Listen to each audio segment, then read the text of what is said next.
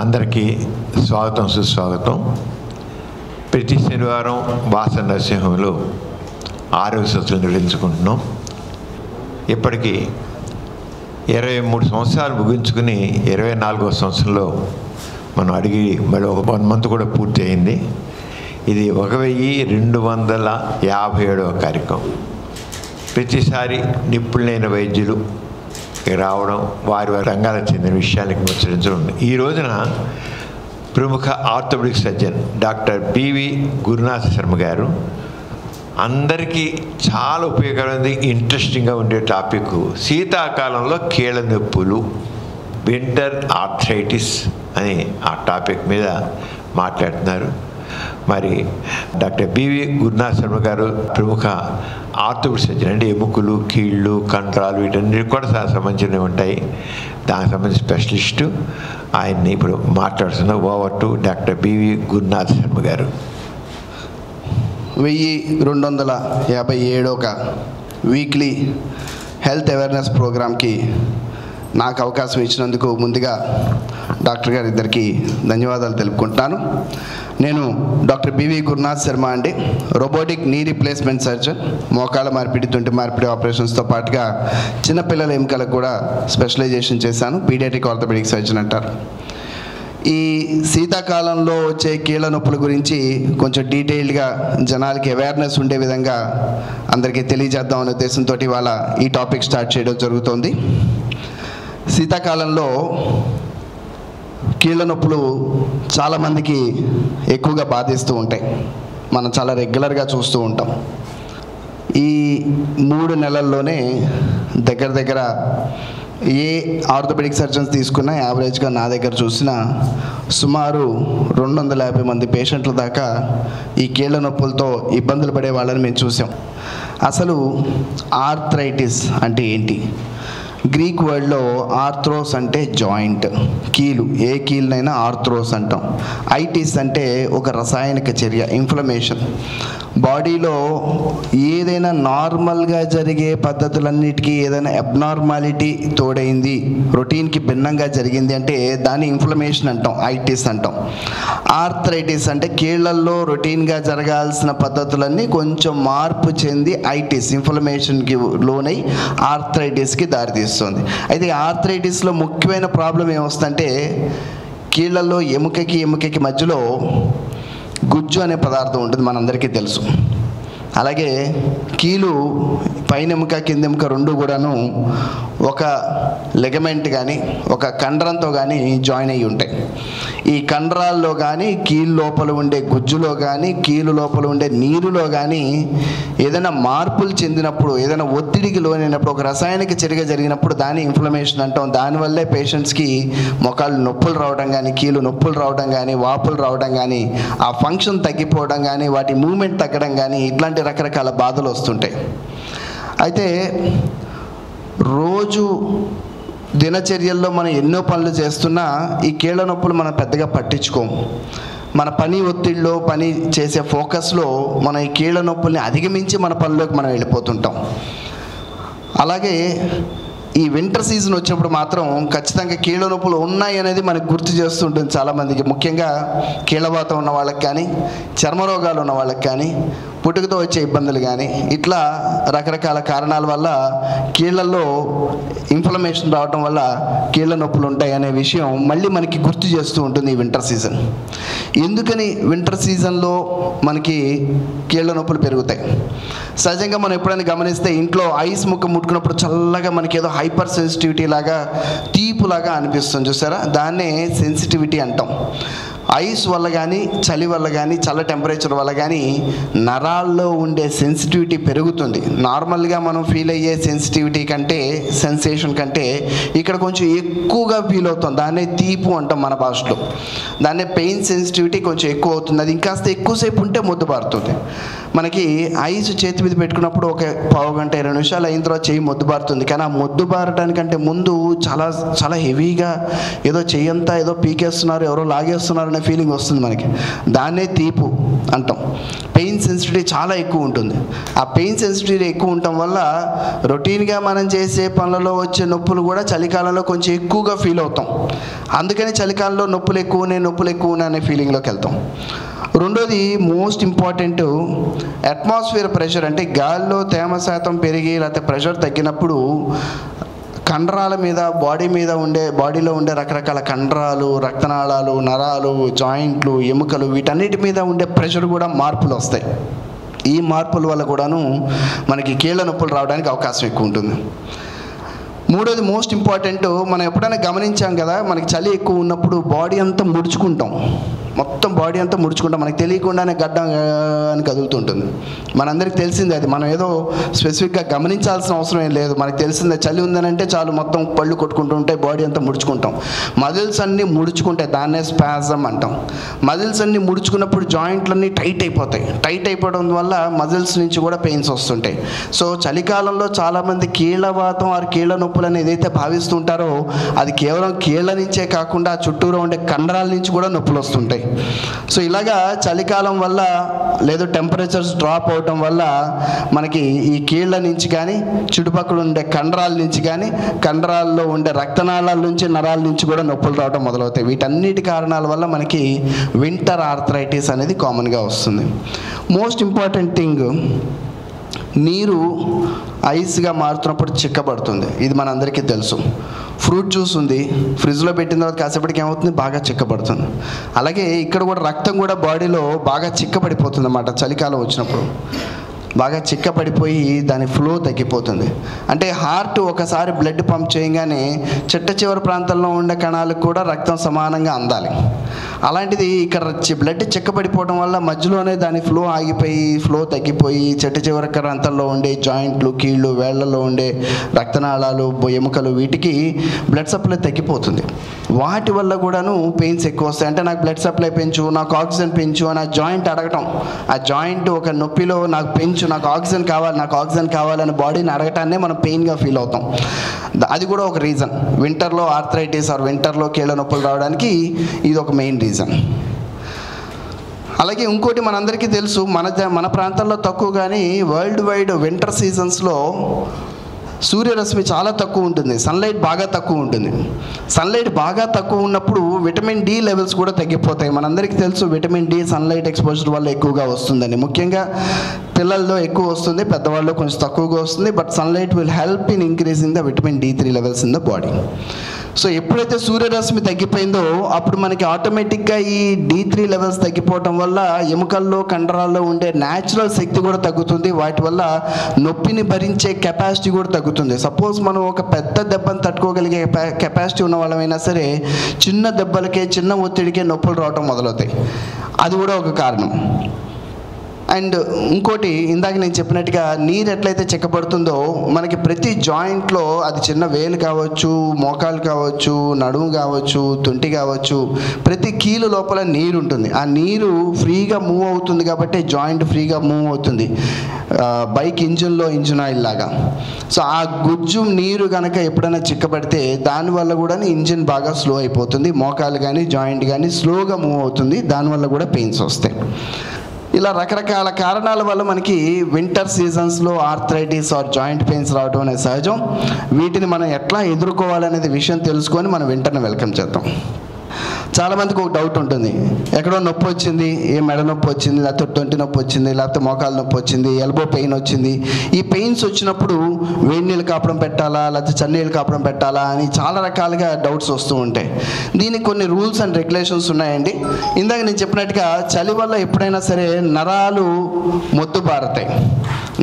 నరాల చివర్లన్నీ మొద్దుబారుతాయి, నరాలు ఎండ్స్ అన్ని మొద్దుబారుతాయి కాబట్టి పెయిన్ తగ్గుతుంది. సో ఎప్పుడైనా సివియర్ పెయిన్ వస్తుంది, చాలా తట్టుకోలేనంత నొప్పి వస్తుందని అంటే ఆ టైంలో మనం ఐస్ ప్యాక్ పెడితే ఆ నొప్పి పెయిన్ కిల్లర్ ట్యాబ్లెట్ కంటే ఫాస్ట్గా మనకి నొప్పి తగ్గించడానికి ఉపయోగపడుతుంది.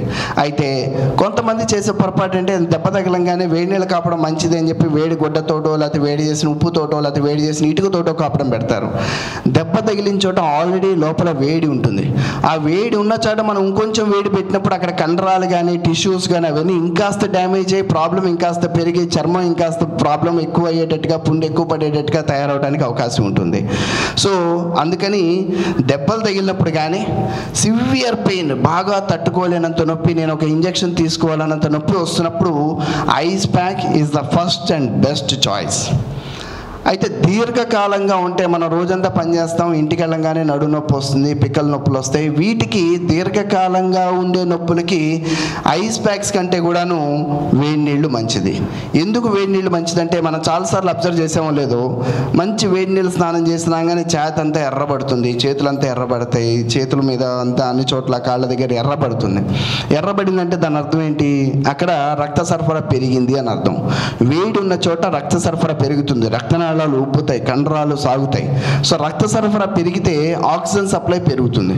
సో మనకి ఎక్కడైనా బాడీలో ఎక్కడైనా నొప్పులు వస్తున్నాయి, దీర్ఘకాలంగా నడు నొప్పి ఉంది, దీర్ఘకాలంగా చాలా కాలం బట్టి మోకాళ్ళ నొప్పులు ఉన్నాయి, చాలా కాలంగా యాంకిల్ పెయిన్స్ ఉన్నాయి, చాలా కాలంగా ఎల్బో పెయిన్స్ ఉన్నాయి అని అంటే వీటికి మనం వేడి నీళ్ళు కాపడం పెట్టినప్పుడు అక్కడ రక్త సరఫరా పెరిగి ఆ రక్త సరఫరా నుంచి ఆక్సిజన్ సప్లై పెరిగి ఆక్సిజన్ సప్లై పెరగడం వల్ల దానికి ఆ ఏరియాలో ఏదైతే డ్యామేజ్ రిపేర్ చేయడానికి కావాల్సిన ఇంగ్రీడియంట్స్ అంటే విటమిన్స్ కావచ్చు, న్యూట్రియంట్స్ కావచ్చు, ప్రోటీన్ కావచ్చు, కార్బోహైడ్రేట్ కావచ్చు, ఇవన్నీ సమపాళ్లలో అక్కడ అందడానికి ఈ రక్త సరఫరా పెరగడం మనకు ఉపయోగపడుతుంది.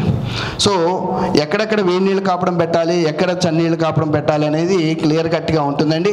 దీర్ఘకాలంగా ఉండే సమస్యలకి మాత్రమే మనం వేడి నీళ్ళు కాపడం పెడతాం.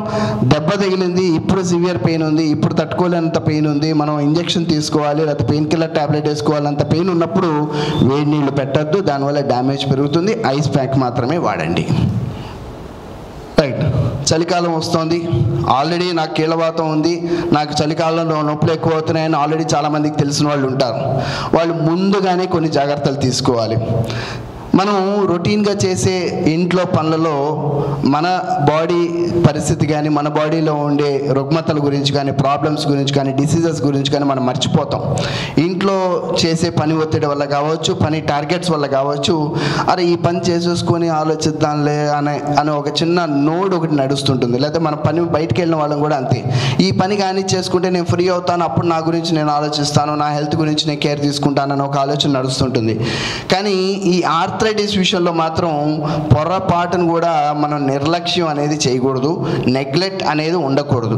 ముందుగానే మనకి కీళ్ళ నొప్పులు ఉన్నాయి, కీళ్ళ నొప్పులు వస్తాయి అని తెలుసుకున్న వాళ్ళైతే, నడు నొప్పి వస్తుంది, మోకాళ్ళ నొప్పి వస్తుంది, నా పని ఒత్తిడి వల్ల నొప్పులు ఎక్కువ ఉంటున్నాయని తెలుసుకున్న వాళ్ళైతే, అరే చలికాలం వస్తుంది, నా నొప్పులన్నీ ఇంకా ఎక్కువ అవుతాయి, ఇంకా ఎక్కువైతే నేను అసలు పని చేయలేనేమో, అసలు ఇంకా ఎక్కువ ప్రాబ్లమ్ సఫర్ అవుతానేమో, ఇంకా ఎక్కువ ట్యాబ్లెట్లు తీసుకోవాల్సి వస్తుందని ముందుగా అవగాహన తెచ్చుకోవడం చాలా అవసరం. ఆ అవగాహన తెచ్చుకుంటే అప్పుడు మనం ఏం చేస్తాం, ముందుగానే ఆ కీళ్ళవాతం కానీ పెరగకుండా చూసుకోవడానికి కావాల్సిన మందులు వాడతాం. అలాగే కీళ్ళ నొప్పులు పెరగకుండా చూసుకోవడానికి కావాల్సిన ఎక్సర్సైజెస్ కొన్ని మెజర్స్ ఉన్నాయి, అవన్నీ చేసుకుంటాం. ఫస్ట్ ఆఫ్ ఆల్ చలికాలంలో అందరికీ కూడా దుప్పటి కప్పుకొని ఇంకొక అరగంట ఎక్స్ట్రా పడుకోవాలని ఆలోచనే ఉంటుంది. దాన్ని తగ్గించుకొని యాక్టివ్గా ఉండాలి, స్టే యాక్టివ్. ఒక అరగంట ముందే లేవగలిగితే ఇంకా మంచిది, లేచి కొంచెం ఎక్సర్సైజ్ ఎక్కువ చేయాలి. ఎండాకాలంలో పావుగంట చేసిన ఎక్సర్సైజ్లో వచ్చే బెనిఫిట్ శీతాకాలంలో 45 నిమిషాలు చేస్తే కానీ రాదు. ఎందుకంటే మజిల్ ఎక్కువ పనిచేయాలి, ఎక్కువ బర్న్ అవ్వాలి, ఎక్కువ రక్త సరఫరా అవ్వాలి. సో ఎండాకాలంలో చేసిన ఎక్సర్సైజుల కంటే శీతాకాలంలో మనం ఎక్కువ చేయాలి. కాకపోతే క్లైమేట్ దృష్ట్యా మనకు ఇంకొక పావుగంట ఎక్స్ట్రా పడుకుంటే బాగుంది అనిపిస్తుంటుంది, అది దాటాలి. సో ఫస్ట్ థింగ్ ఈజ్ యాక్టివ్గా ఉండండి.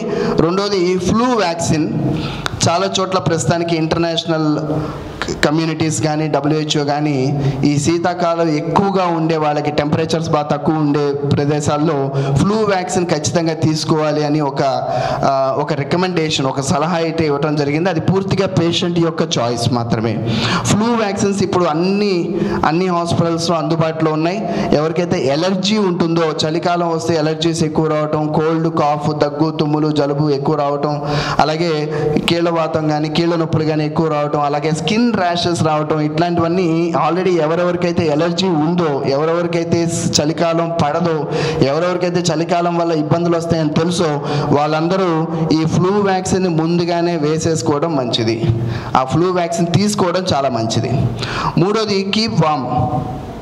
మనం చాలాసార్లు గమనించాం, మంచి కాఫీ తాగేటప్పుడు, టీ తాగేటప్పుడు ఒక 2 నిమిషాలు, ఒక 2 సెకండ్లు, 3 సెకండ్లు ఇట్లా మన చెవు దగ్గర, చంక దగ్గర, బాడీ దగ్గర, ఎక్కడో పెట్టుకుంటాం.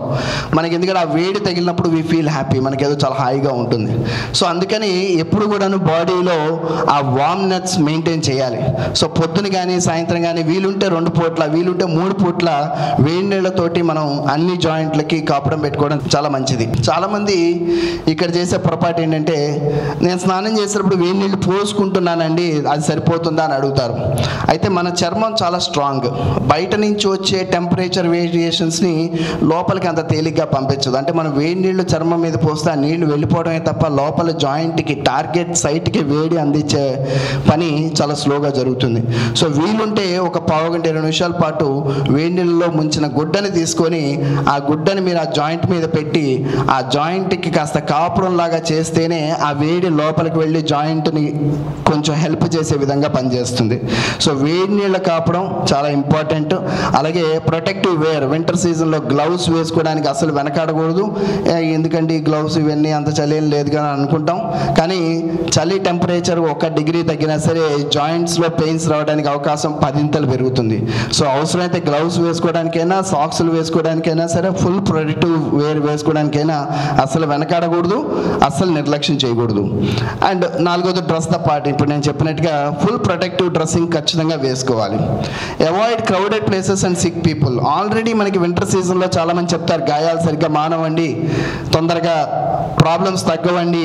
ఏదన్నా ఒకటి జలుబు పట్టుకుందనంటే వింటర్ సీజన్లో అయితే 15 రోజులు ఉంటుందండి, దగ్గు జలుబు తొందరగా తగ్గవండి. ఎందుకంటే ఇమ్యూనిటీ, బాడీలో రోగ నిరోధక శక్తి అనేది చాలా తక్కువ ఉంటుంది వింటర్ సీజన్లో. ఎందుకు తక్కువ ఉంటుంది? ఎందుకంటే ఉన్న కణాలన్నీ కూడాను బాడీ టెంపరేచర్ మెయింటైన్ చేయడానికి పనిలోనే మెయిన్గా నిమగ్నమైపోయి ఉన్నాయి.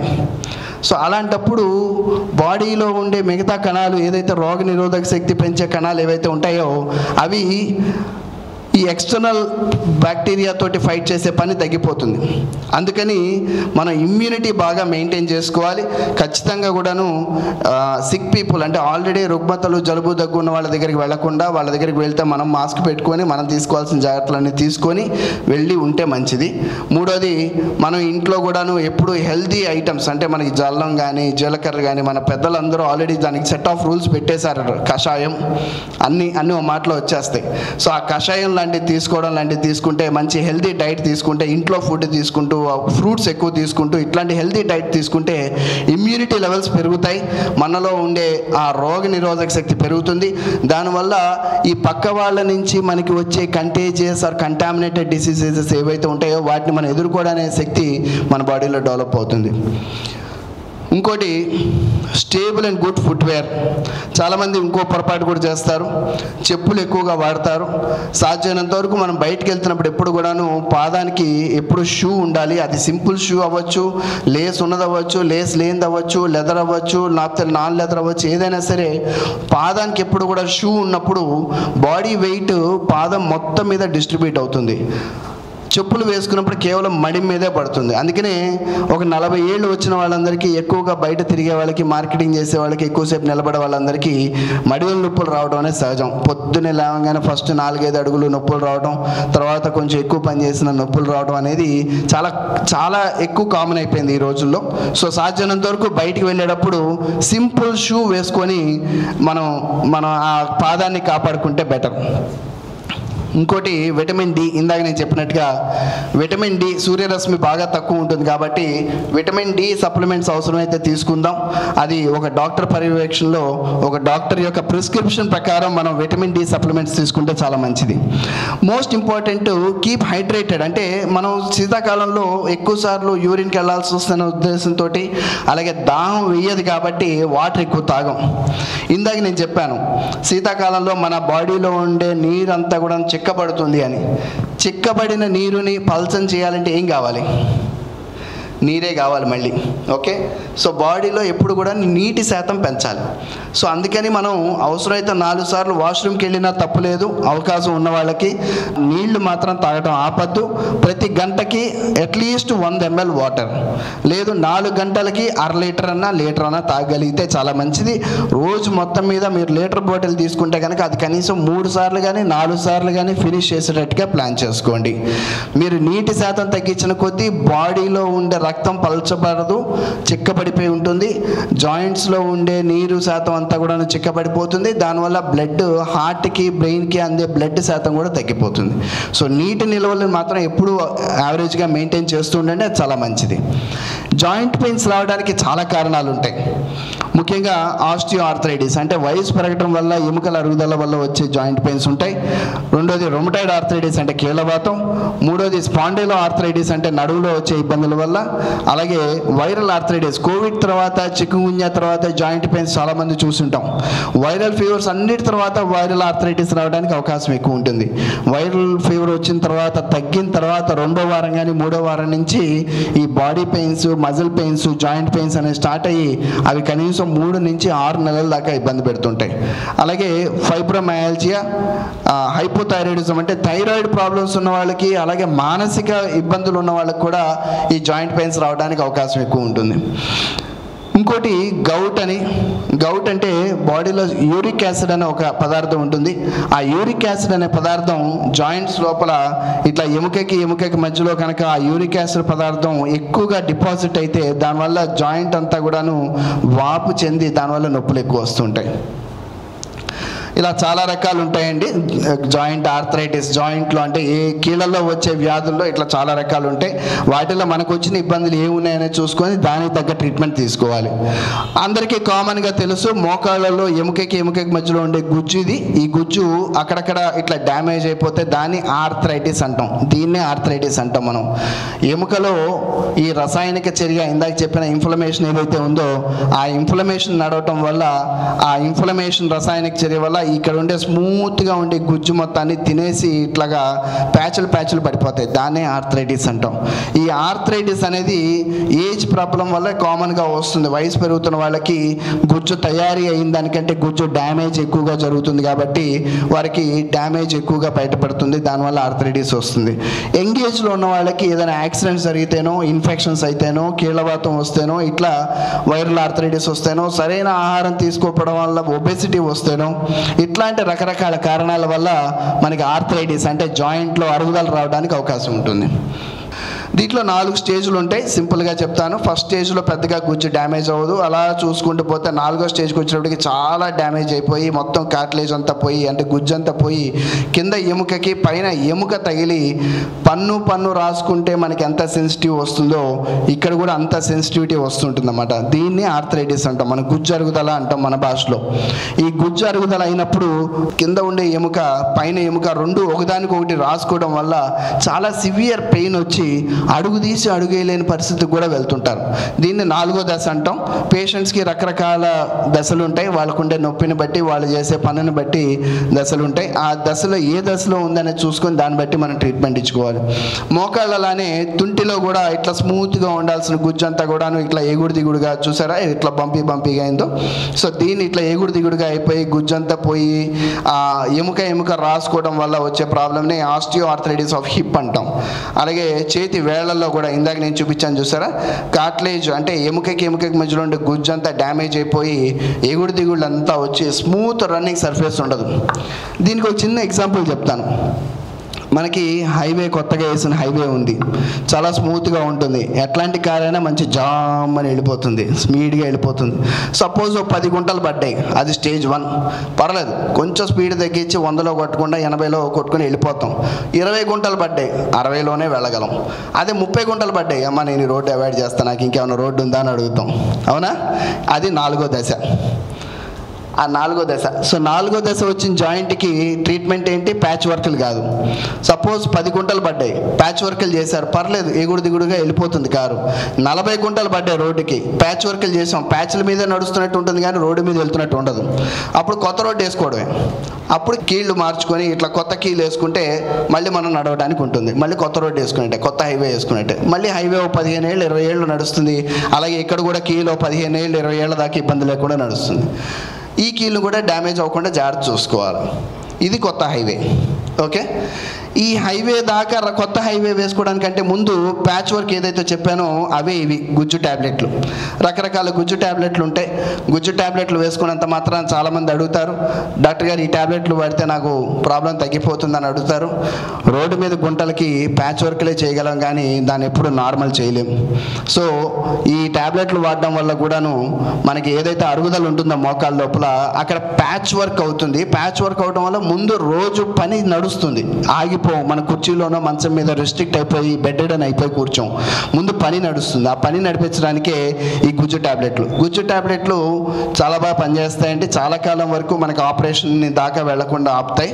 వాటిని నెగ్లెక్ట్ చేయకూడదు. చాలామందికి ఉండే ఇంకొక అపోహ, గుజ్జు ట్యాబ్లెట్ని పెయిన్ కిల్లర్స్ గాను యాంటీబయాటిక్స్ గాను పరిగణించి ఇది ఎక్కువ కాలం వాడకూడదు అనే ఒక అపోహతో ఆపేస్తారు. పెయిన్ కిల్లర్స్ యాంటీబయాటిక్స్ వేరు, గుజ్జు ట్యాబ్లెట్లు వేరు. గుజ్జు ట్యాబ్లెట్ అనేది కేవలం జాయింట్లో మాత్రమే పనిచేసే ట్యాబ్లెట్. సో జాయింట్కి మాత్రమే పనిచేస్తుంది కాబట్టి అది ఎంతకాలమైనా సరే సేఫ్గా వాడచ్చు. ఒక డాక్టర్ పర్యవేక్షణ ప్రకారం, డాక్టర్ ఇచ్చిన సలహా ప్రకారం ఎంతకాలం వాడాలో అంతకాలం వాడండి. మనం సొంత నిర్ణయం తీసుకొని గుజ్జు ట్యాబ్లెట్లు కూడా ఏదైనా ప్రాబ్లం కాజ్ చేస్తామని ఎక్కువ అవేర్నెస్ తోటి మధ్యలో ఆపేస్తే ఆ అరుగుదల ఇంకా ప్రోగ్రెస్ అయిపోయి ఆపరేషన్ దాకా లీడ్ చేస్తుంది. సో గుజ్జు ట్యాబ్లెట్ల వల్ల ఎటువంటి ఇబ్బంది ఉండదండి. మనం దాన్ని జాగ్రత్తగా డాక్టర్ చెప్పిన పద్ధతి ప్రకారం వాడితే ఎటువంటి ఇబ్బంది ఉండదు. అలాగే ఇప్పుడు మోకాలు తుంటి గురించి అట్లాగా మాట్లాడాను. నడుములో కూడా ఎముకకి మధ్యలో ఉండే లింక్ కార్టిలేజ్ అరుగుదల వల్ల నడుము నొప్పి వస్తుంటుంది. చాలామంది నడుము నొప్పి అనగానే డిస్క్ ప్రాబ్లం అని అనుకుంటాం. డిస్క్ కాకుండా ఎముకకి మధ్యలో వచ్చే రాపిడి వల్ల కూడాను మనకి నడుము నొప్పి వస్తుంది. దాన్నే ఫ్యాసిట్ ఆర్థ్రోపతి అంటాం. రియాక్టివ్ ఆర్థరైటిస్, ఇందాక నేను చెప్పినట్టుగా ఒక వైరల్ ఫీవర్ వచ్చింది, ఫీవర్ తగ్గింది, దానికి బాడీ రియాక్ట్ అయ్యింది. ఆ రియాక్ట్ అయిన తర్వాత బ్రోకెన్ వైరస్ పార్టికల్స్ అవ్వచ్చు, ఆ వైరస్ని చంపడానికి బాడీ తయారు చేసుకునే పోలీస్ మ్యాన్ కణాలు అవ్వచ్చు, లేకపోతే రక్తం చెక్కబడడం వల్ల కావచ్చు, రకరకాల కారణాల వల్ల, లేకపోతే ఆ వైరస్ మిగిల్చిన డ్యామేజ్ అవ్వచ్చు. ఇలాగా రకరకాల కారణాల వల్ల బాడీలో అనేక ప్రాంతాల్లో ప్రాబ్లమ్స్ వస్తుంటాయి. కంట్లో ఇన్ఫ్లమేషన్ కానీ, మోకాళ్ళలో నొప్పులు కానీ, అలాగే బ్యాక్ ఏక్ కానీ, డయేరియా కానీ, ఇట్లా రకరకాల ప్రాబ్లమ్స్ వస్తాయి. మన బాడీలో కొన్ని కణాలు ఇందాక నేను చెప్పినట్టుగా పోలీస్ మెన్ అంటాం. అంటే బయట నుంచి ఏదైనా ఒక శత్రువు వచ్చింది, ఒక కొత్త బ్యాక్టీరియా వచ్చింది, దాన్ని మన బాడీని ఎఫెక్ట్ చేయకుండా కాపాడడానికి ఒక పోలీస్ మెన్ ఉంటుంది, ఆర్మీ లాగా.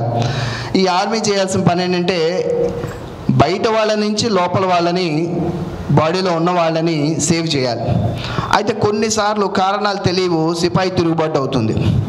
సిపాయి తిరుగుబాటునే ఆటో ఇమ్యూన్ డిజార్డర్ అంటాం. అంటే మన కణాలే, సొంత కణాలే బాడీలో ఉండే కణాలని అరే ఇది బయట వాడని అనుకొని వాటిని అటాక్ చేయడం మొదలు పెడతాయి. దాన్నే ఆటో ఇమ్యూన్ డిజార్డర్ అంటాం. ఈ కీళ్ళవాతం కూడా ఆటో ఇమ్యూన్ డిజార్డర్లో ఒక రకం. చాలాసార్లు డాక్టర్ దగ్గరికి వెళ్ళినప్పుడు డాక్టర్ గారు నాకు కీళ్ళవాతం ఎందుకు వచ్చింది, ఏ కారణం వల్ల వచ్చింది, మీరు యాంటీబయాటిక్ ఎందుకు రాలేదని అడుగుతారు. యాంటీబయాటిక్ ఇక్కడ రోల్ లేదు, ఎందుకంటే ఇది బ్యాక్టీరియా వల్ల వచ్చింది కాదు. రెండోది ఆ కాజ్ చేసే కణాలు కూడా బాడీ కణాలే కాబట్టి వాటిని చంపలేము, వీటిని చంపలేము, అన్నింటినీ సేవ్ చేసుకోవాలి. సో కీళ్ళవాతం ట్రీట్మెంట్ ఎప్పుడు కూడాను కొంత లెందీగా కొంతకాలం నడిచేది. బాడీలో ఏవైతే సిపాయి తిరుగుబాటు చేస్తున్న కణాలు ఉన్నాయో వాటికి మీరు అటాక్ చేస్తున్న కణాలన్నీ మనవే, మన బాడీలోవే, బయటవి కావు, అవి మన బాడీలోవే, సొంత కణాలే అని అర్థమయ్యేలాగా చెప్పేదే ట్రీట్మెంట్. ఆ ట్రీట్మెంటే మనం DMARDs అని, డిసీజ్ మాడిఫైయింగ్ యాంటీరోమటైడ్ డ్రగ్స్ అని కొన్ని రకాల డ్రగ్స్ ఉంటాయి. వాటిని ఇచ్చి ఆ బయటకి మన సొంత కణాల మీద తిరుగుబాటు చేసే కణాలని సప్రెస్ చేసి వాటిని అర్థమయ్యేలాగా చేయడానికి చేస్తాం. అలాగే వాటి సిమ్టమ్స్ ఏముంటాయంటే మోకాళ్ళలో ఇట్లా ఏదైతే నీరు ఉంటుందో అది ఉండాల్సిన దానికంటే ఎక్కువగా చిక్కగా తయారైపోయి ఆ మోకాలు మొత్తాన్ని కదలనీయకుండా ఒక పెద్ద టైట్ ఛాంబర్లా తయారు చేస్తుంది. స్కిన్ ర్యాషెస్ వస్తాయి, చలి జ్వరం వస్తుంటుంది ఒక్కొక్కసారి. అలాగే లోకల్గా ఏదైతే జాయింట్ ఇన్ఫ్లమ్ అయిందో ఆ ఇన్ఫ్లమేషన్ ఉన్న జాయింట్ మీద వేడి రావటం, నొప్పి రావటం, వాపు రావటం అనేది సహజంగా ఉంటుంది. 4వది మనం ఆ జాయింట్ని మూవ్మెంట్ కూడా చేయలేము. ఇట్లాగా రకరకాల కారణాలు ఉంటాయి. చేతి వేళ్లలో కూడా ఎఫెక్ట్ వచ్చి ఇట్లా వాపులు వస్తుంటాయి. ఆ వాపులన్నీ కూడాను మనకి కొంచెం ఐస్ ప్యాక్ అప్లికేషన్ లాంటివి చేసినప్పుడు తాత్కాలికంగా బెటర్ అవుతాయి, కానీ వీటన్నిటికీ పర్మనెంట్గా మనం వేడి నీళ్ళు కాపడమే పెట్టుకుంటాం, ఎందుకంటే ఇవి దీర్ఘకాలంగా వచ్చే ప్రాబ్లమ్స్ కాబట్టి. అలాగే రూమటాయిడ్ ఆర్థరైటిస్, ఇది కూడా ఇందాక చెప్పాను నేను. కీళ్ళవాతం ఆటో ఇమ్యూన్ డిజార్డర్, అంటే సొంత కణాల మీద చేసే తిరుగుబాటునే మనం ఆటో ఇమ్యూన్ డిజార్డర్ అంటాం. దానికి కారణాలు ఏంటనేది వెతికి అది ఏ లెవెల్లో ఉందో చూసి దానికి ప్రాపర్ ట్రీట్మెంట్ తీసుకుంటే అయినా అవన్నీ తగ్గవు. ఇంకోటి గౌట్ అండి. ఇందాక నేను చెప్పాను సీరం యూరిక్ యాసిడ్ అనే కారణం, యూరిక్ యాసిడ్ అనే పదార్థం ఎముకకి మధ్యలో ఎక్కువ మోతాదులో కనుక అక్యుములేట్ అయిపోయి వాటిని జాయింట్ని కనుక డ్యామేజ్ చేస్తే దాన్ని గౌట్ అంటాం. ఆ గౌట్ వల్ల ఎముకకి మధ్యలో ఉండే గుజ్జంతా డ్యామేజ్ అయిపోయి వాటిలో రాపిడి పెరిగి ఆ రాపిడి పెరగడం వల్ల నొప్పులు ఎక్కువ వస్తాయి. ముఖ్యంగా కాలు బొట్టనవేలు ఎక్కువగా ఇన్వాల్వ్ అవుతుంది. దాంతోపాటుగా ఇంకా మోకాళ్ళు, తుంటి, చేతివేళ్ళు కూడా ఎఫెక్ట్ అవ్వడానికి అవకాశం ఉంటుంది గౌట్లో. గౌట్కి ట్రీట్మెంటు దానికి ఫెబుక్సోస్టాట్ అని, అల్లోప్యూర్నాల్ అని కొన్ని టాబ్లెట్స్ ఉంటాయి, టాప్రోస్టాట్ అని. అవి వాడుకుంటూ కొన్ని డైటరీ రిస్ట్రిక్షన్స్ ఏమేమి తీసుకుంటే గౌట్ పెరగకుండా ఉంటుందో వాటిని ఫాలో అయ్యి ఆ ప్రాపర్ ట్రీట్మెంట్ తీసుకుంటే గౌట్ని కొంతకాలం మనం కంట్రోల్ చేయడానికి అవకాశం ఉంటుంది. సోరియాటిక్ ఆర్థరైటిస్ అంటాం ఇంకోటి. అంటే ఈ చర్మం మీద వచ్చే ర్యాష్ కూడా మనకి చాలామంది గమనించామో లేదో, ఎండాకాలంలో ఒక రకమైన ర్యాష్ ఉంటుంది, శీతాకాలంలో ఒక రకమైన ర్యాష్ వస్తుంది. ఎండాకాలంలో ఉండే ర్యాష్లన్నీ కూడాను బాగా పొడిగా ఉండే స్కిన్ ర్యాషెస్ వస్తాయి. శీతాకాలంలో మనం ఏదైనా దొరదొచ్చి గోకుండా అక్కడ కొంచెం తడి రావటం, తేమ రావటం అనేది గమనిస్తూ ఉంటాం. రెండు రకాలుగా వస్తుంటాయి. రెండు మంచివి కావు. రెండు కూడాను జాయింట్ మీద ప్రాబ్లమ్స్ తేవడానికి అవకాశం ఎక్కువ ఉండే ర్యాషెసే. సో స్కిన్ ర్యాషెస్ని ఏదో మనం మెడికల్ షాప్కి వెళ్ళి ఒక ఆయింట్మెంట్ పెట్టుకొని ఒక స్టెరాయిడ్ ఆయింట్మెంట్ తెచ్చుకొని రాసేసుకొని తగ్గించుకునే రకం కాదు. స్కిన్ ర్యాష్ వచ్చిన తర్వాత బాడీలో కొంచెం టెంపరేచర్ పెరిగినా, ఆ స్కిన్ ర్యాష్ వారానికి దాని సైజు పెరుగుతున్నా, ఎక్కువసార్లు గోకాల్సిన అవసరం వచ్చినా, స్కిన్ కలర్ మారినా, ఆ స్కిన్ ర్యాష్ వచ్చిన ఏరియాలో ఉండే జాయింట్లు పెయిన్స్ ఏమైనా వస్తున్నా, జాయింట్ నొప్పులు ఏమైనా వస్తున్నా, దాన్ని అస్సలు మనం నిర్లక్ష్యం చేయకూడదు, నెగ్లెక్ట్ చేయకూడదు. ఖచ్చితంగా మనం దగ్గరలో ఉన్న ఒక ఆర్థోపెడిక్ సర్జన్కి చూపించి, అలాగే డెర్మటాలజిస్ట్ కూడా చూపించి ఆ స్కిన్ ర్యాష్కి తగ్గ ట్రీట్మెంట్, జాయింట్కి సంబంధించిన ట్రీట్మెంట్ తీసుకోవాలి. ఇంకోటి కొంచెం రేర్ కండిషనే జువనైల్ ఆర్థరైటిస్ అంటాం. అంటే చిన్నపిల్లల్లో వచ్చే కీళ్ళవాతం. పెద్దవాళ్ళకు వస్తేనే తట్టుకోలేకపోతున్నాం, పిల్లల్లో వస్తే ఇంకా బాధాకరంగా ఉంటుంది. ముఖ్యంగా 9 నుంచి 14 సంవత్సరాల వయసులో ఉండే పిల్లలకి ఈ జువనైల్ రుమటాయిడ్ ఆర్థరైటిస్ అనేది రావడానికి అవకాశం ఎక్కువ ఉంటుంది. పిల్లల్లో కీళ్ళవాతం వచ్చినప్పుడు ఫస్ట్ వాళ్ళకి మనకు వచ్చినట్టుగా కీళ్ళ నొప్పులు రావు, జ్వరం వస్తుంది, ఆ కీళ్ళ వాపులు వస్తాయి. అయినా సరే వాళ్ళు తిరుగుతారు, పరిగెడతారు, లేస్తారు, తిరుగుతారు, మంచాల మించి దూకుతారు, చైర్ మించి బెంచ్ల మించి దూకుతారు, అన్ని పనులు చేసుకుంటారు. ఎప్పటికో ఒక నెల తర్వాత, 2 నెలల తర్వాత జాయింట్ పెయిన్ స్టార్ట్ అవుతాయి. రోజు నైట్ పడుకునేటప్పుడు మాత్రం పిక్కల నొప్పులు అంటారు. తల్లిదండ్రులు ఆ పిక్కల్ని కొంచెం మసాజ్ లాంటివి చేస్తే తగ్గిపోయింది అనుకుంటాం. మా దగ్గరికి వచ్చినప్పుడు కూడా డాక్టర్ గారు వీడికి యాక్చువల్లీ జాయింట్ పెయిన్స్ లేవు, ఏమీ లేదు, కీళ్ళవాతం అంటారేంటి, అంత పెద్ద పెద్ద పదాలు వాడకండి, వాడికి ఏదో చిన్న ఫీవర్ వచ్చింది, కాళ్ళు నొప్పులు వచ్చాయి, ఏదైనా మందు రాయండి, మేము వెళ్ళిపోతాం అంటారు. కానీ బ్లడ్ టెస్టులు చేస్తే మాత్రం క్లియర్ కట్గా కీళ్ళవాతానికి సంబంధించిన అన్ని టెస్టులు పాజిటివ్ వచ్చేస్తాయి. అక్కడి నుంచి వాళ్ళకి ఎక్స్ప్లెయిన్ చేయడం చాలా కష్టంగా ఉంటుంది. చిన్నపిల్లల్లో వచ్చే కీళ్ళవాతం చాలా స్పీడ్గా ప్రోగ్రెస్ అవుతుంది, చాలా స్పీడ్గా ర్యాపిడ్గా పెరిగి కరెక్ట్గా సంవత్సరం అయ్యేటప్పటికల్లా ఆ పిల్లవాడి జాయింట్స్ వంకరగా తిరిగిపోవడం కానీ, జాయింట్ మొబిలిటీ ఆగిపోవడం కానీ జరుగుతుంది. సో చిన్నపిల్లల్లో వచ్చే కీళ్ళవాతాన్ని చాలా సీరియస్గా తీసుకొని చాలా అగ్రెసివ్గా ట్రీట్మెంట్ చేసుకోవాల్సిన అవసరం ఉంటుంది. జాయింట్ మొబిలిటీ అంటే ఫిజియోథెరపీ ఎక్సర్సైజెస్ చేసుకుంటూ ఆ కీళ్ళవాతాన్ని కంట్రోల్ చేయడానికి కావాల్సిన టాబ్లెట్స్ అన్నింటినీ ప్రాపర్గా వాడుకుంటూ కొంతకాలం టైం పట్టినా సరే దాన్ని కంప్లీట్గా క్యూర్ చేసుకోవడం అవసరం. అయితే చిన్న అదృష్టం ఏంటంటే చిన్నపిల్లల్లో వచ్చే కీళ్ళవాతం జనరల్గా 16-17 ఏళ్ల తర్వాత ఇంకా పెరగదు. కాకపోతే అప్పటికే అది చేయాల్సిన అన్ని డ్యామేజెస్ చేసేస్తుంది. జాయింట్ వంకర పోవటం, జాయింట్ ఎదుగుదల ఆగిపోయటం, అలాగే పక్కన కండరాలన్నింటినీ వీక్ చేయటం, ఎముకల్లో వీక్నెస్ తీసుకురావడం, ఇలాంటి డ్యామేజెస్ అన్నీ చేసేస్తుంది. సో వాటిని అధిగమించి మనం డాక్టర్స్ పర్యవేక్షణలో ప్రాపర్ ట్రీట్మెంట్ కనుక ఇస్తే దాన్ని మనం కంట్రోల్ చేసుకోవడానికి అవకాశం ఎక్కువ ఉంటుంది. ఏదైనా చేస్తే ఈ ఆర్థరైటిస్ అనేది వెనక్కి వెళ్తుందా? డాక్టర్ గారు నేను ట్యాబ్లెట్స్ వాడతాను, ఎక్సర్సైజ్ చేస్తాను, వేడి నీళ్ళు కాపడం పెడతాను, మీరు చెప్పిన జాగ్రత్తలన్నీ పాటిస్తాను, కింద కూర్చోను, ఎక్కువసేపు నడవను, నా ఆర్థరైటిస్ తగ్గుతుందా అని అడుగుతారు. లేదండి, వయస్సు ఒకరోజు ముందుకు వెళ్తే ఒక్క సెకండ్ కూడా వెనక్కి రాదు. అలాగే ఆర్థరైటిస్ కూడా అంతే.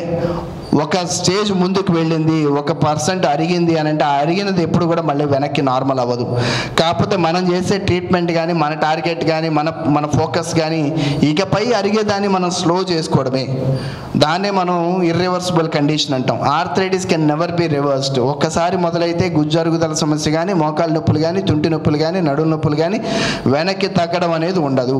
కాకపోతే దాన్ని పెరగకుండా చేసుకోవడానికి కావాల్సిన అన్ని జాగ్రత్తలు, ఫిజియోథెరపీ, ఎక్సర్సైజ్ కానీ, రోజు దినచర్యల్లో మనం తీసుకునే లైఫ్ స్టైల్ మాడిఫికేషన్స్ కానీ, తీసుకోవాల్సిన మెడిసిన్స్ కానీ, వేడి నీళ్ళు కాపడం కానీ, మనం వాడే ఫుట్వేర్ దగ్గర నుంచి వేసుకునే దుస్తుల దాకా అన్నిటినీ మార్చుకుంటూ దానికి తగ్గట్టుగా మనం తీసుకోవాల్సిన జాగ్రత్తలు తీసుకుంటే పెరగకుండా కాపాడుకునే అవకాశం మనకి ఆర్థరైటిస్ ఇచ్చింది. అది మనం పాటిద్దాం.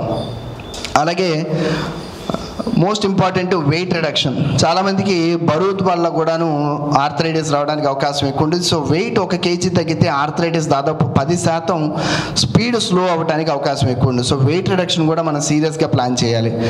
Food supplements, vitamin C, vitamin D ఎక్కువగా ఉండే ఫుడ్స్ బాగా తీసుకోవాలి.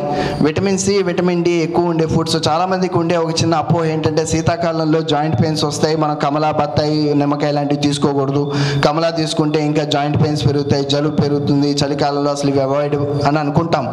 కానీ తప్పండి. విటమిన్ సి అనేది ఈ కమలా, బత్తాయి, సిట్రస్ ఫ్రూట్స్లో ఎక్కువ ఉంటుంది, ఆమ్లా కూడా, అలాగే ఉసిరికాయలో కూడా. సో విటమిన్ సికి సంబంధించిన ఫుడ్స్ అన్నీ మనం ఎంత ఎక్కువ తీసుకుంటే, విటమిన్ డికి సంబంధించిన ఫుడ్స్ అన్నీ కూడా ఎంత ఎక్కువ తీసుకుంటే అంత తొందరగా మనకి జాయింట్ పెయిన్స్, జాయింట్లో ఉండే హెల్త్ పెరగడానికి, జాయింట్ పెయిన్స్ తగ్గడానికి అవకాశం ఉంటుంది. సో ఖచ్చితంగా మనం ఇక్కడ నేను లిస్ట్ చేసినట్టుగా అరటిపళ్ళు కానీ, కివీ ఫ్రూట్స్ కానీ, విటమిన్ సికి సంబంధించిన ఫ్రూట్స్ కానీ, అలాగే నాన్ వెజ్ తినగలిగే వాళ్ళకైతే కనుక చేపలు ఎక్కువగా తీసుకోవడం వల్ల ఒమేగా 3 ఫ్యాటీ యాసిడ్స్ అలాగే విటమిన్ డి 2 ఎక్కువగా ఉంటాయి కాబట్టి అవి ఎక్కువగా తీసుకోవాలి. ఇలాగా డాక్టర్ల కంటే కూడా ఇప్పుడు గూగుల్లో ఎక్కువ ఇన్ఫర్మేషన్ వస్తుంది. సో విటమిన్ డికి సంబంధించిన ఫుడ్స్ ఏమేమి ఉంటాయి, విటమిన్ B12కి సంబంధించిన ఫుడ్స్ ఏమేమి ఉంటాయి, విటమిన్ సికి సంబంధించిన ఫుడ్స్ ఏముంటాయి, ఒక పెద్ద లిస్ట్ తయారు చేసుకోండి. ఆ లిస్టును ప్రింట్అవుట్ తీసుకుని ఇంట్లో 4 మూలలు అతికించుకోండి. ఎటువైపు చూసినా అవే కనబడాలి మనకి. సో ఈ జాయింట్ పెయిన్స్కి పర్మనెంట్ ట్రీట్మెంట్ ఏంటి? సరే వచ్చాయి, కీళ్ళవాతం వచ్చింది, కీళ్ళు అరిగినాయి, ఇప్పుడు నేను నడవలేకపోతున్నాను, కూర్చున్న పొజిషన్ నుంచి నడవలేకపోతున్నాను, నాకు ఏదో రకంగా మళ్ళీ నా లైఫ్ నాకు కావాలి, నా మొబిలిటీ నాకు కావాలి అని అడిగిన వాళ్ళకి ఒకటే సమాధానం, replacements, joint replacements. Joint replacements అంటే కీలు మార్పిడి సహజంగా మోకాలకి ఎక్కువ చేస్తాం కాబట్టి నీ రిప్లేస్మెంట్స్ ఎక్కువగా ఫేమస్ అవుతూ ఉంటాయి, ఎక్కువగా మనకు మనుగోళ్ళలో కనబడుతూ ఉంటాయి. వాటితో పాటుగా తుంటి మార్పిడి జరుగుతుంది. అలాగే నడుములో ఫ్యాసెట్ జాయింట్ దగ్గర ఏదైతే ఆర్థ్రోపతి వచ్చిందో, దానికి జాయింట్లో ఇన్ఫ్లమేషన్ వచ్చిందో దాన్ని తగ్గించడానికి ఫ్యూజన్ అని స్క్రూస్ వేసి దాన్ని ఫ్యూజ్ చేసి ఆ జాయింట్ డిసీజ్ని కూడా తగ్గించడానికి అవకాశం ఉంటుంది. సో రిప్లేస్మెంట్స్లో గత 2 దశాబ్దాలుగా విపరీతమైన రీసెర్చ్ డెవలప్మెంట్స్ జరిగి లేటెస్ట్ టెక్నాలజీస్ ఎన్నో వచ్చాయి. చాలా తక్కువ సమయంలోనే ఆపరేషన్ జరిగే విధంగా మేము ఒక 10-15 ఏళ్ల క్రితం మేము ఆపరేషన్ మొదలుపెట్టిన కొత్తల్లో మేము 4 గంటలు 5 గంటలు చేసే మోకాల మార్పిడి ఆపరేషన్ ఇప్పుడు 40 నిమిషాల లోపల అయిపోతుంది. అలాగే ఇంతకుముందు మాన్యువల్గా చేసేవాళ్ళం, ఇప్పుడు రోబోట్ సహాయంతో నీ రీప్లేస్మెంట్స్ చేస్తున్నాం. రోబోట్తో రీప్లేస్మెంట్ చేయడం వల్ల అడ్వాంటేజ్ ఏంటంటే ఒక స్కేల్ పెట్టి లైన్ గీసినట్టే. మన చిన్నప్పటి నుంచి గీతలు గీయటం మనకు అలవాటే. ఇప్పుడైనా సరే ఏదైనా పని ఉంది అని అంటే స్కేల్ లేకపోతే చేత్తో డబ్బా గీసుకొని 4 గీతలు గీసేసుకొని పని చేసేసుకుంటాం. కానీ ఎప్పుడైనా స్కేల్ ఉంటే వచ్చే స్ట్రైట్నెస్ వేరు, స్కేల్ లేకుండా మనం గీసే గీత వేరు. స్కేల్ ఉంటే ఎంత పర్ఫెక్ట్గా పక్కాగా స్ట్రైట్ లైన్ వస్తుందో మనం రోబోట్ సహాయంతో నీ రీప్లేస్మెంట్ చేసినప్పుడు అంత పక్కాగా ప్రెసిషన్గా మనకి మోకాలు కరెక్ట్ మెజర్మెంట్స్లో రావడానికి అవకాశం ఉంటుంది. అయితే దాన్నే మనం రోబోటిక్ నీ రీప్లేస్మెంట్స్ అంటాం. వాటి వల్ల రక్తస్రావం తక్కువ ఉంటుంది, రిటర్న్ టు యాక్టివిటీ మళ్ళీ మన రొటీన్ దినచర్యల్లోకి తొందరగా వెళ్ళడానికి అవకాశం ఉంటుంది. టెక్నాలజీ ఏదైనా కానీ ఆర్థరైటిస్కి final and only treatment is arthroplasty, అంటే knee replacement or hip replacement surgery. కీలు మార్పిడి ఆపరేషన్ చేసుకుంటే మళ్ళీ కొంతకాలం దాకా ఏ ఇబ్బంది లేకుండా మనం కీలుని చక్కగా వాడుకుంటూ ఆ నొప్పులు లేకుండా మనం హ్యాపీగా మన పనులన్నీ సాగదీసుకోవచ్చు. సో టేక్ హోమ్ మెసేజ్ ఏంటంటే arthritis can never be prevented. ఎవరికి వస్తుంది ఎవరికి రాదు అనేది మనం ఎవరైనా చెప్పలేము. డాక్టర్ గారు నేను ఇప్పుడు ఏమైనా కొన్ని జాగ్రత్తలు తీసుకుంటే నాకు జీవితాంతం మోకాళ్ళు కానీ తింటి కానీ అరగకుండా కాపాడుకోగలనా? ఖచ్చితంగా చెప్పలేం, కానీ ప్రయత్నం అయితే చేయొచ్చు అని చెప్తాం. ఏమేం చేస్తే మనకి ఆర్థరైటిస్ రాకుండా, ఆర్థరైటిస్ బారిన తొందరగా పడకుండా, లేకపోతే ఆర్థరైటిస్ వచ్చే అవకాశాలను తగ్గించుకోవడానికి అవకాశం ఉంది. ఫస్ట్ థింగ్, మొదటి నుంచి అంటే 20 ఏళ్ల వయసు అప్పటి నుంచే మనం మొదలు పెట్టాలి. 40 ఏళ్ళకి తెలుసుకున్నా లేట్ ఏం కాలేదు, ఇప్పటి నుంచి మనం మొదలు పెడదాం. ఎక్సర్సైజ్ రెగ్యులర్గా చేయాలి. బాడీ ఎక్సర్సైజ్ చేయడం అనేది ఎముకలకి కండరాలకి కాదు, హార్ట్కి, బ్రెయిన్కి, లంగ్స్కి కూడా చాలా మంచిది. సో ఎక్సర్సైజ్ చేయడం అనేది చాలా ఇంపార్టెంట్. ప్రతిరోజు మన దినచర్యలో కనీసం 15-20 నిమిషాల పాటు ఏదో ఒక ఎక్సర్సైజ్ మనం పెట్టుకోవాలి. ఆ ఎక్సర్సైజ్ని ప్రతి సంవత్సరం పెంచుకోవాలి. మనం చేసే క్యాపబిలిటీని మనం పెంచుకోగలిగితే ఇంకా మంచిది. రెండోది, మంచినీళ్ళు ఎక్కువ తాగాలి. హైడ్రేషన్ ఎక్కువ మెయింటైన్ చేసుకోవాలి. మూడోది, వ్యాయామంలో మనకి శ్వాస మీద ధ్యాస అంటాం. అంటే ఊపిరితిత్తులు బాగా నింపుకొని గాలి అంతా మొత్తం తీసుకొని breathing exercises, deep breathing exercises చేయడం వల్ల బాడీలో మనం ఆక్సిజన్ నిల్వలను ఎక్కువ పెంచుకుంటాం. కాబట్టి ఎటువంటి రుగ్మతలు ఉన్నా సరే, బాడీలో ఏ కార్నర్లో ఏ ప్రాబ్లం ఉన్నా సరే, ఆక్సిజన్కి దాన్ని తగ్గించే గుణం ఎక్కువ ఉంటుంది. ఆక్సిజన్ మనం హీలింగ్ గ్యాస్ అంటాం. సో ఆక్సిజన్ నిల్వలను పెంచుకుందాం. హెల్తీ డైట్, ఇంట్లో ఉండే హెల్తీ డైట్ తీసుకుందాం. వాటన్నిటి వల్ల మనం ఆర్థరైటిస్ని ప్రివెంట్ చేయలేకపోయినా రావడానికి అవకాశాలు తగ్గించుకుంటాం. 40 ఏళ్ళకి రావాల్సింది 70 ఏళ్ళకి వస్తుంది, పర్వాలేదు, అప్పుడు మనం దాన్ని కేర్ చేసుకోగలం. Arthritis can never be stopped but controlled. ఇందాక నేను చెప్పినట్టుగా ఆర్థరైటిస్ స్టార్ట్ అయింది, కీళ్ళవాతం మొదలైంది, నొప్పులు మొదలైనవి, అప్పుడు ఏ విధంగా మనం కంట్రోల్ చేసుకోవచ్చు? సేమ్ ఇందాక చెప్పినట్టుగానే ఎక్సర్సైజ్ చేయటం, దానికి కావాల్సిన లైఫ్ స్టైల్ మోడిఫికేషన్స్ చేయటం, దాన్ని తగ్గించుకోవడానికి కావాల్సిన కార్టిలేజ్ టాబ్లెట్స్ వాడుకుంటూ ఫిజియోథెరపీ చేసుకుంటే మన ఆర్థరైటిస్ని కంట్రోల్ చేసుకోవచ్చు. ఆర్థరైటిస్ వల్ల మన దినచర్యలు ఆగిపోతే కనుక అప్పుడు ఏంటి ట్రీట్మెంట్? ఇక వెయిట్ చేయొద్దు. సర్జరీ కోసం వెయిట్ చేసి సపోజ్ మన ఏజ్ 50 years ఉంది, బాగా కీళ్ళు నొప్పులు ఉన్నాయి, అసలు నడకే సాగట్లా, కానీ సర్జరీ అంటే భయం. వద్దులేంటి సర్జరీ వద్దులే అని చెప్పి 50 ఏళ్ల వయసు నుంచే మనం కుర్చీలో కూర్చోడానికి, పని తగ్గించుకోవడం మొదలు పెడితే 60 ఏళ్ళు వచ్చినప్పటికీ బాడీ వెయిట్ పెరిగిపోతుంది, మొబిలిటీ తగ్గిపోతుంది. వెయిట్ పెరిగే ప్రతి కేజీకి ఆపరేషన్ రిస్క్ 10% పెరుగుతుంటుంది. సో నిజంగా మనం నడవలేని పరిస్థితుల్లో ఉన్నాం, మన కాళ్ళ నొప్పులు, కీళ్ళ నొప్పుల వల్ల మనం అసలు అడుగు వేయలేకపోతున్నాం అనే పరిస్థితి వస్తే ఆలోచించొద్దు, ఆగద్దు. ఖచ్చితంగా నీ రిప్లేస్మెంట్ కానీ హిప్ రిప్లేస్మెంట్ సర్జరీ అవసరమైతే చేయించుకొని మళ్ళీ ఆ వయసు నుంచే యాక్టివిటీని ఫుల్ స్ట్రెంత్లోకి, ఫుల్ లెవెల్లోకి మనం తీసుకెళ్ళగలడానికి అవకాశం ఉంటుంది. So don't wait for replacement surgeries. Replacement surgeries భయం ఉంది అని అంటే దానికి కావాల్సిన తగినంత కౌన్సిలింగ్ మీరు డాక్టర్ని అడిగి తెలుసుకోండి. రిప్లేస్మెంట్ సర్జరీస్ ఇంతకుముందు చెప్పినట్టుగా ఎక్కువ కాలం నడవు. ఆపరేషన్ అయిపోయిన మర్నాటి నుంచే మనం లేచి నుంచోవడం, రెండో రోజు నుంచి మన కాలకృత్యాలన్నీ మనమే చేసుకునే అంత అవకాశం ఉంటుంది. ఇప్పుడు వచ్చిన లేటెస్ట్ టెక్నాలజీస్ అన్నిటి వల్ల రిప్లేస్మెంట్ సర్జరీస్ చాలా సింపుల్ అయినాయి. దానివల్ల మనం నొప్పిభరితమైన జీవితాన్ని కంట్రోల్ చేసుకొని ఒక ఫ్రీ, ఫ్లెక్సిబుల్, స్టేబుల్ జాయింట్ తోటి మనం ముందుకు తీసుకెళ్ళడానికి అవకాశం ఉంటుంది. అలాగే ఫిజియో కేర్, చాలామందికి ఇందాక నుంచి నేను చెప్తున్నా ఎక్సర్సైజ్ అని. మన బాడీలో ప్రతి కండరాన్ని, ప్రతి కీల్ని మూవ్ చేసుకుంటూ దాంట్లో ఆక్సిజన్ నిల్వల్ని, బ్లడ్ సప్లైని, అలాగే న్యూట్రియంట్స్ని, వైటమిన్స్ని పెంచే ఒక ప్రోగ్రామ్నే మనం ఫిజియోథెరపీ అంటాం.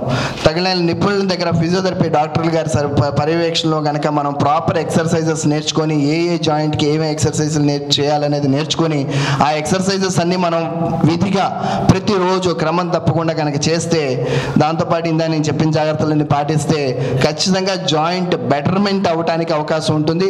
ఇది ఆపరేషన్ ముందైనా పనికొస్తుంది, ఆపరేషన్ తర్వాత అయినా పనికొస్తుంది. కీళ్ళవాతం ఉన్న వాళ్ళకి పనిచేస్తుంది, కీళ్ళ నొప్పులు లేని వాళ్ళకైనా సరే పనిచేస్తుంది. కీళ్ళవాతం ఉన్న వాళ్ళకైతే ట్రీట్మెంట్, లేని వాళ్ళకైతే prevention. So physiotherapy or exercises చేయడానికి ఎటువంటి ఆక్షేపణ ఉండదు. ఇవి చేయొచ్చా, ఇవి చేయకూడదు అనే రిస్ట్రిక్షన్స్ ఏం లేవు. ఏ వయసు వారైనా సరే, ఏ సిచ్యువేషన్ అయినా, ఏ కండిషన్ అయినా సరే ప్రతిరోజు ఉదయం 15 గంట నుంచి 20 నిమిషాల పాటు ఎక్సర్సైజెస్ కానీ ఫిజియోథెరపీ కానీ ఖచ్చితంగా చేయాల్సిందే. సో ఈ విషయాలన్నీ మీకు తెలుపుతూ నేను సెలవు తీసుకుంటున్నాను. ఒక విషయం ఏంటంటే, లాస్ట్ టైం 1184 అలాగే 1243 వారానికి సంబంధించిన అకాడమిక్ ప్రోగ్రామ్స్లో కూడా డాక్టర్ గారు నాకు అవకాశం ఇచ్చారు ఇంతకుముందు. సో వాటిల్లో కూడా ఇలాగే ఎముకలు, కండరాలకు సంబంధించిన, అలాగే చిన్నపిల్లల ఎముకలకు సంబంధించిన కొన్ని విషయాల మీద నేను మాట్లాడడం జరిగింది. ఇలాగే నాకు ఇంకా అవకాశాలు ఇస్తే పబ్లిక్కి ఉపయోగపడే ఎంతో విలువైన ఇన్ఫర్మేషన్, చిన్న టిప్స్ అండ్ పర్ల్స్, మన ఇంట్లో చేసుకునే చిన్న కిటుకులు ఏముంటాయి అవన్నీ తెలియజేయడానికి నేను ఎప్పుడూ ముందుంటాను. నాకు ఈ అవకాశం ఇచ్చిన డాక్టర్ గారు ఇద్దరికి ధన్యవాదాలు తెలుపుకుంటున్నానండి. Thank you.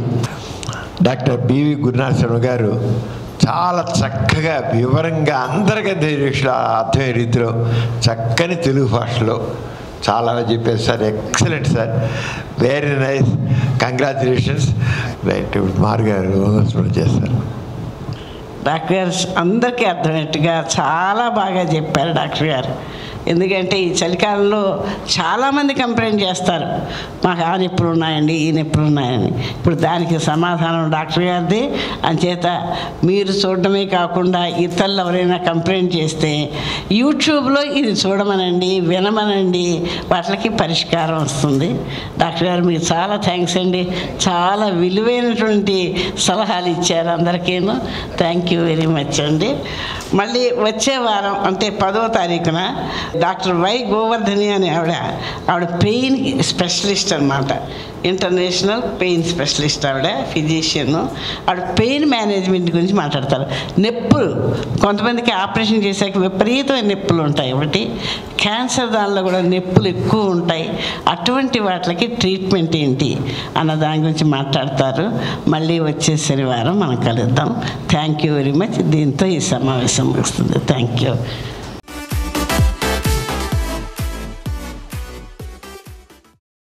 ఈ కార్యక్రమం మీకు ఎంతో నచ్చింది కదా? ఇటువంటి మరిన్ని వీడియోల కోసం అనతి కాలంలోనే 20 కోట్ల వ్యూస్ సాధించిన డాక్టర్ సమరం మల్టీ ఛానల్ నెట్వర్క్ సమర్పించు గోరా ఆరోగ్యం ఛానల్కు సబ్స్క్రైబ్ చేయండి, లైక్ చేయండి, మీ ఫ్రెండ్స్కి షేర్ చేయండి. అలాగే ప్రక్కనున్న గంట సింబల్ని ప్రెస్ చేయడం మర్చిపోకండి. Please download Samaram multi-channel app and watch your favorite channels from your mobile. App available on Google Play Store and subscribe to the channels.